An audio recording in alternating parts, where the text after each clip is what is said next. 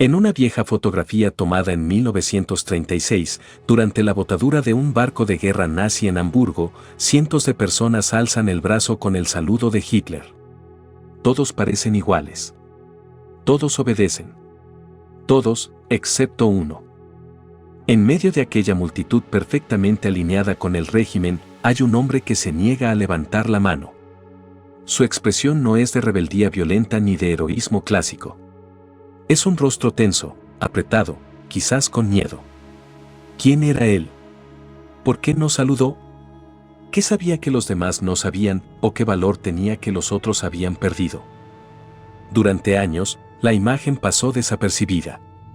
Pero cuando fue redescubierta, se convirtió en un símbolo silencioso de resistencia. Un solo hombre entre cientos, desafiando al régimen más brutal del siglo XX. Un gesto mínimo, pero mortal. ¿Era una protesta planeada? ¿Una distracción? ¿Un acto de amor? ¿O un error que le costó todo? ¿Qué clase de persona se atrevería a decirle no al Führer en público, rodeado de ojos vigilantes, con su vida y la de su familia en juego? Lo que viene a continuación no es solo una historia de política ni de guerra. Es la historia íntima de un hombre común que eligió no encajar. Y por eso, el mundo lo castigó. Pero antes de seguir, ¿tú qué habrías hecho en su lugar? ¿Habrías alzado la mano?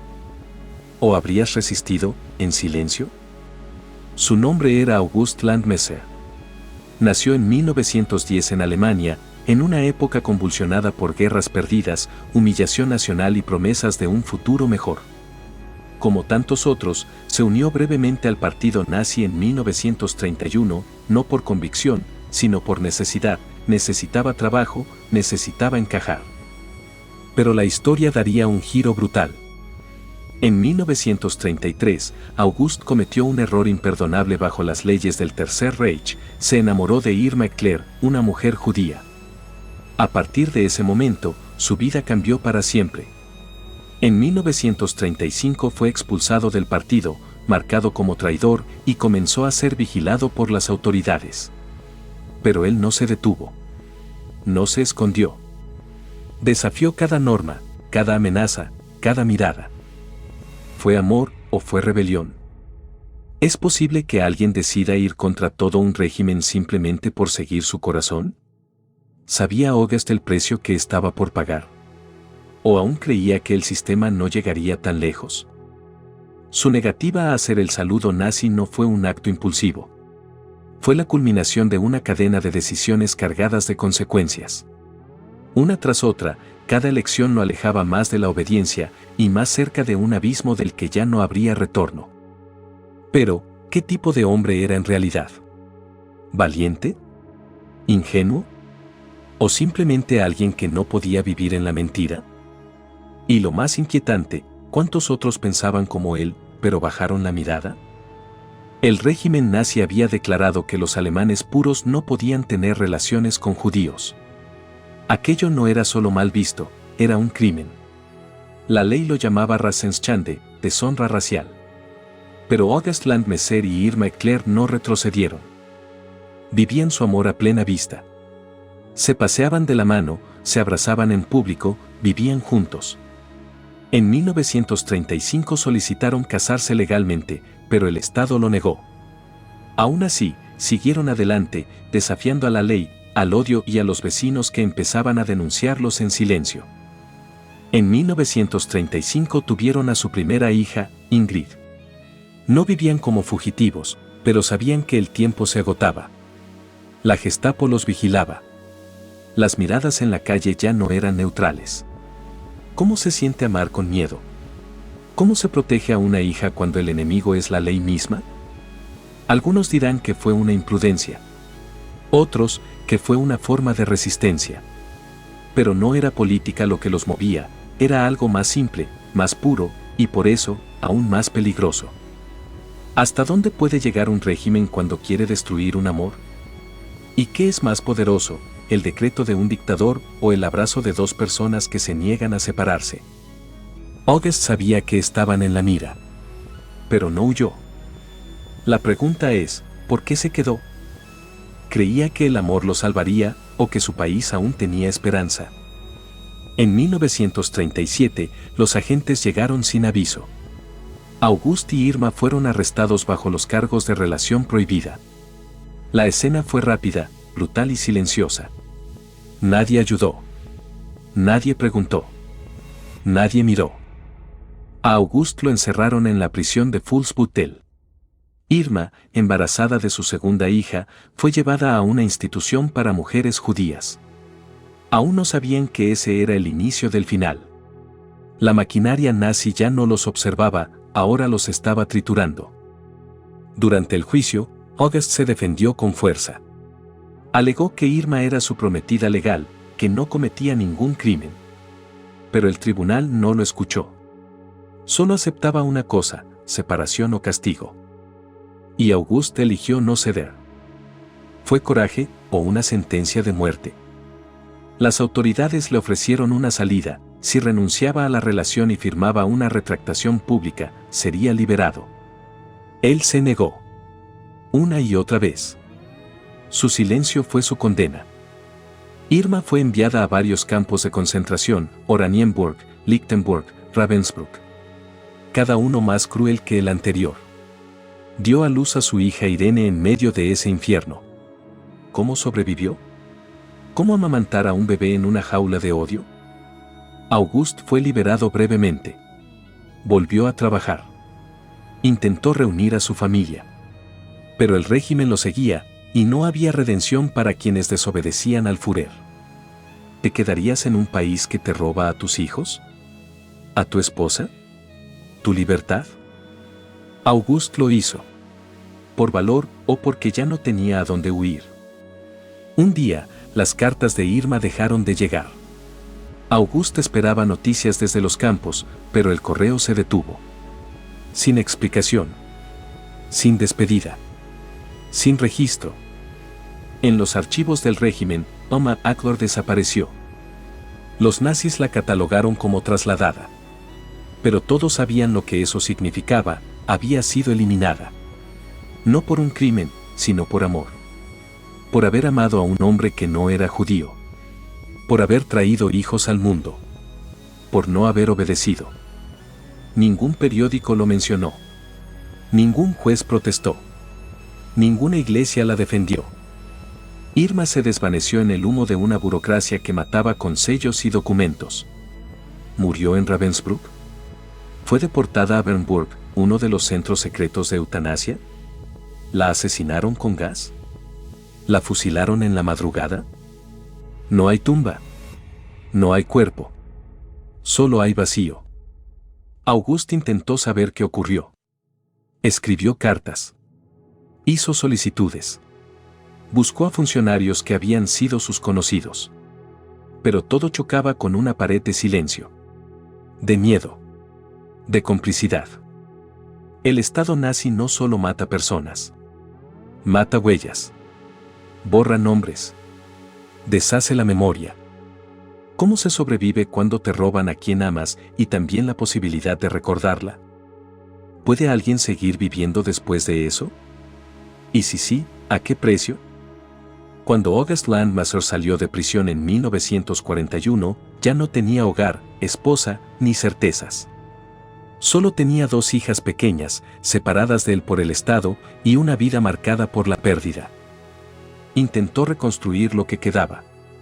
Habló con abogados, acudió a oficinas del régimen, pidió la custodia de sus hijas.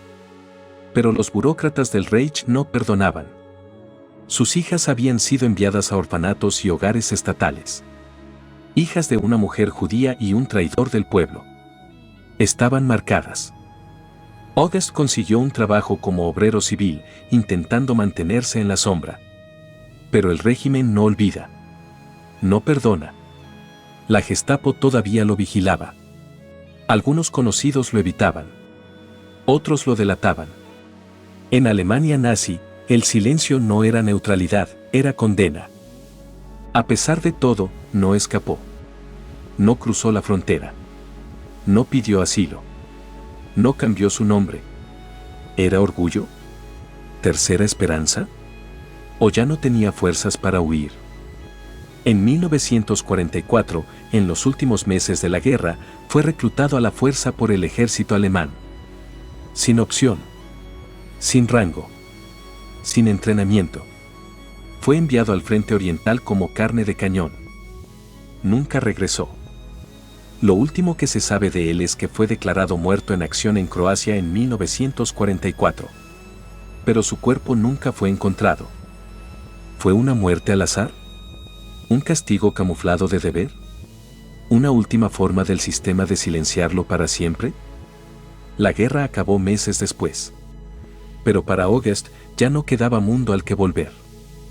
Décadas después del fin de la guerra, en un archivo polvoriento de Hamburgo, alguien revisaba viejas fotografías oficiales del Tercer Reich.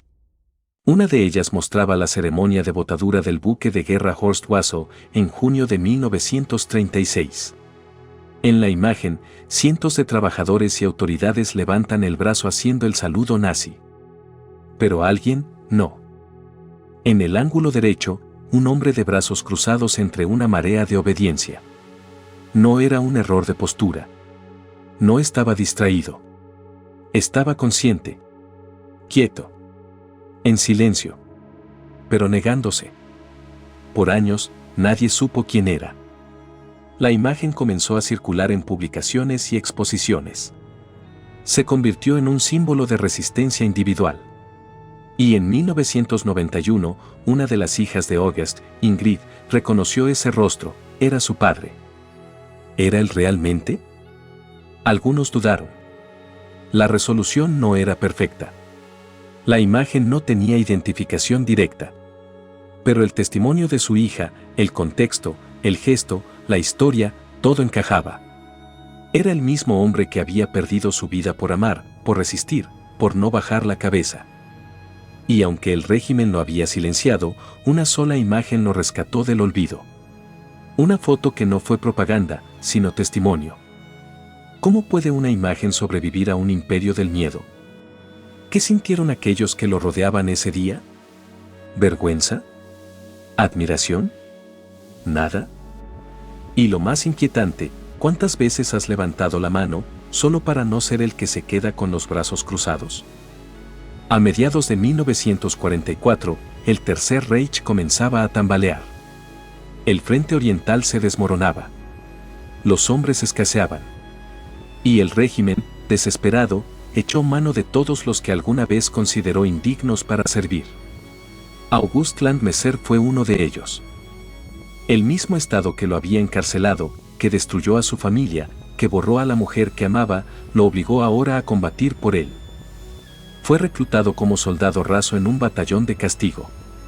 Sin honores. Sin entrenamiento. Sin opciones. El destino, Croacia, uno de los frentes más sangrientos del conflicto.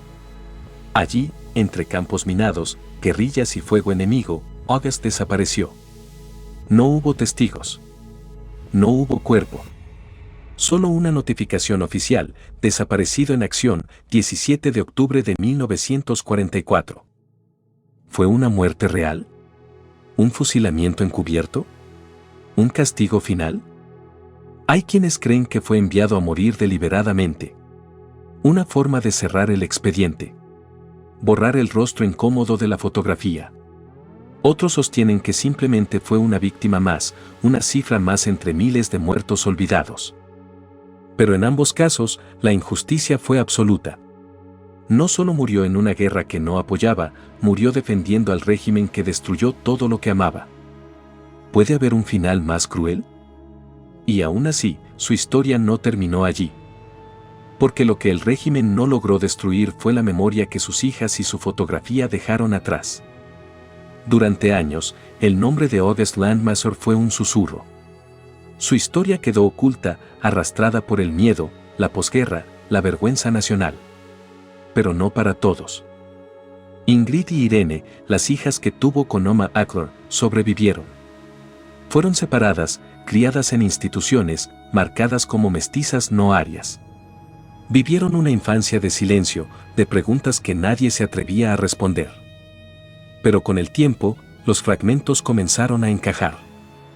Ingrid, la mayor, empezó a buscar. Revisó archivos. Entrevistó antiguos conocidos. Recuperó cartas escondidas. Lo que descubrió no fue solo el horror de la historia, sino también su propia identidad.